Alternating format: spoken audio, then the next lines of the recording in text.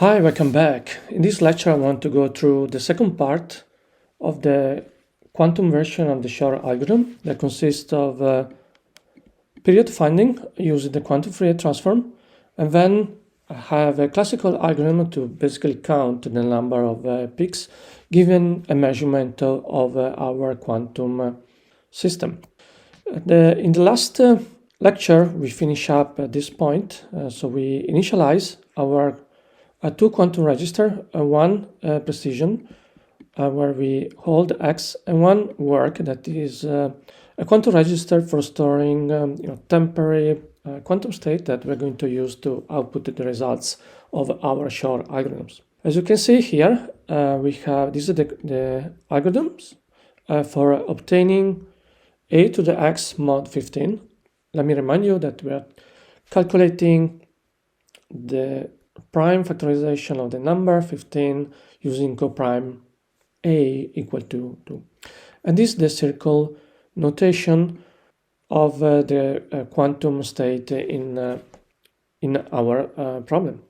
So let's look at more into detail the quantum states, and just looking at how the quantum state are organized on the matrix representing the circle notation. You see here we can actually draw by connecting all the different quantum state different from zero a periodic signal. So in this quantum simulator where we have all the information in quantum state, we actually will be able to calculate the repeat period by basically calculating just the distance between these two peaks, or the distance between the same quantum state values. So this is a familiar pattern. We have been seeing this in the first introductory lectures about the Shor algorithms. So given this diagram, we can actually calculate the repeat period. In order to calculate the repeat period, we're going to use a Fourier transform. In particular, we're going to use the quantum version of the Fourier transform called the QFT. We're going to apply the quantum Fourier transform on the precision. All right, so then also we're going to measure the results on the precision quantum register. Well, by performing QFT on the precision register, we perform a DFT on each column of data in our matrix representing the quantum state. So this is, we're going to make a QFT, this direction, this direction, this direction. And one thing you probably notice is that they have the same repeat period. So we apply the DFT. And the QFT we have been seeing in the module about the quantum computing primitives is nothing else that a succession of a smaller DFT. Remember that the DFT for one qubit is the Hadamard gate, followed by a final qubit reversal. So this quantum circuit we know quite well from the previous lecture, and what we're going to do is to apply to the precision quantum register.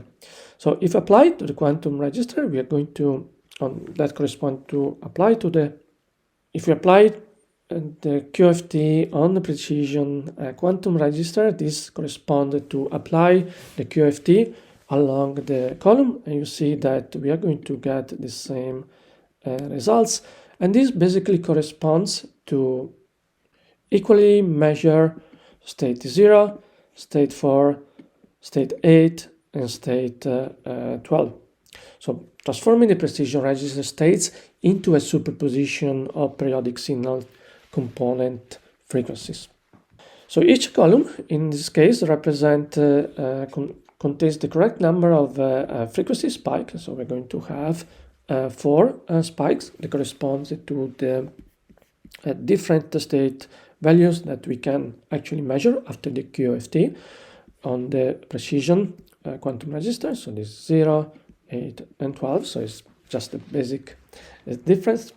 And we can count this spike. So what we need to find at this point in order to calculate the repeat period is just the number of spike, right? 1, 2, 3, and 4.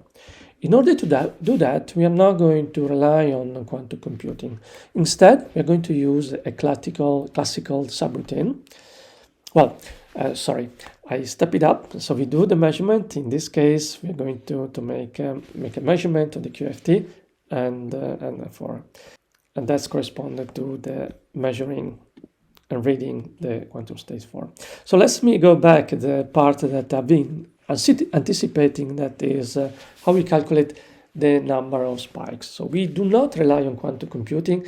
Instead, we rely just on a simple function that we call the digital logic, because we just calculate, given a measurement, given a read, how many spikes. So given what we measure and the range, we calculate a candidate of a spike that corresponded to the repeat period. So these are important part, is a candidate, so we will need then to test it. So at this point in our quantum algorithm, our algorithm produced the number 4, right? And this is corresponded to actual measure. Given our knowledge of that the QFT spikes are evenly distributed across the quantum register, we can calculate the period. This function might sometimes return more than one candidate number of spikes for the DFT plot.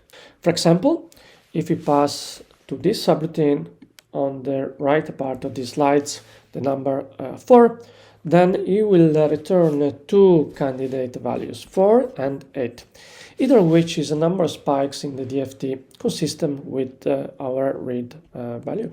So an important part of the digital logic classical subroutine is actually to check the results. So since we ended up with the two candidate results, 4 and 8, we will need to check both to see whether they give us prime number 15. And how we do that? Well, we have the Shor logic subroutine based on the GCD subroutine, and we already have implemented in the classical case.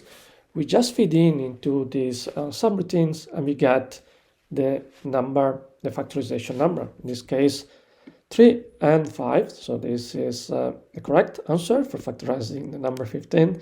Yes, we didn't need quantum computing for this. This is just a pedagogical presentation of the Shor algorithm. Anyway, at this point we are happy that we choose for, we gave to the Shor logic subroutine, and then we calculate and then we double check that is the correct factorization. It turns out that in some cases we have no results. So what could happen is that we receive the values of 0. This is 25% likely, the configuration I've been using. And in the case of factorizing number 15 with our quantum circuit. In this case, the estimate number of spikes function that I presented in the previous slides will not return any good candidate at all. Right? So this is common situation with the quantum algorithm, and not a problem. We can check the validity of our answer quickly. So in this case, we make such a check, and then, if necessary, we run the program again from the beginning. So this is the last slides about this lecture, but also the lecture series about the Shor algorithm. Talk to you soon.